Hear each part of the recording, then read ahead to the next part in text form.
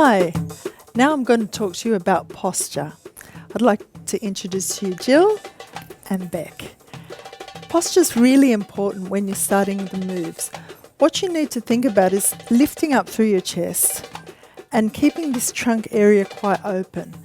Now, what's very important is to have a look at where your feet and your legs are in line with your hips. Bring the energy from the feet up to your legs, up into your hips.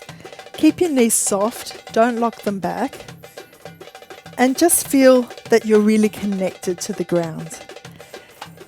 Pulling in through the lower transverse abdominals, just pull in. So it feels like your belly button is actually coming back towards your spine, but your glutes tighten as well, so that in turn you're lifting up through your chest and you're breathing normally. So just breathe and feel how you're feeling when your feet are connected through the floor, up your legs and into your lower transverse abdominals. So bring your hips forward, don't lock your pelvis, just keep it soft and lift up through your chest.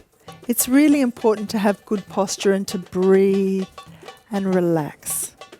It's really important not to bend too much through your knees, but just bring them up, bring your legs up slightly and keep your knees soft and relaxed.